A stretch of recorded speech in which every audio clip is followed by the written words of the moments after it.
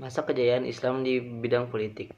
Periode klasik kejayaan Islam terbagi menjadi dua fase, yakni fase ekspansi pada tahun 650 sampai 1000 Masehi adalah fase di mana Islam sedang jaya-jayanya, dan fase disintegrasi pada tahun 1000 sampai 1250 Masehi, di mana mulai terjadinya perpecahan dan kemunduran politik umat Islam hingga berpuncak pada terenggutnya Baghdad oleh bala tentara Hulagu tahun 1258.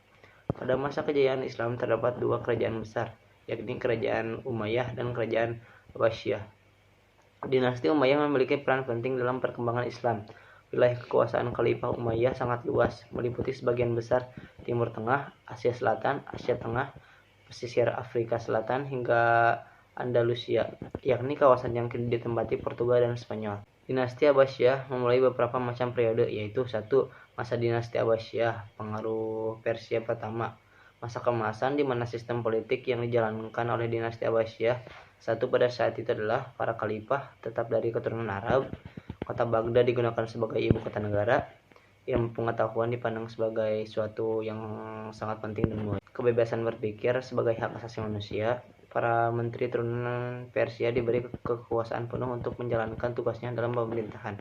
Nomor 2. Masa dinasti Abbasiyah 2. Munculnya Daulah Boyhi. Pada periode ini juga munculnya persaingan antara militer Baghdad dan di Samara. Masa dinasti Abbasiyah 3. Pada masa periode ini dimulai dengan bangkitnya Bani Boyhi hingga menjualnya Bani Sajuk. Nomor 4. Masa dinasti Abbasiyah 4. Periode Sajuk.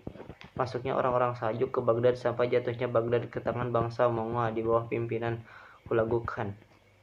Penyebab kerajaan politik Islam dinasti Abbasiyah adalah adanya kemajuan dan pemerintahan dan politik. Dinasti Abbasiyah mengambil strategi yang berbeda dengan dinasti Umayyah, yakni dengan menggunakan dua metode berikut. 1. Menerapkan sistem administrasi pemerintahan Persia sekaligus memasukkan orang-orang Persia dalam struktur pemerintahan. Nomor 2. Melakukan nikah silang dengan wanita-wanita Persia.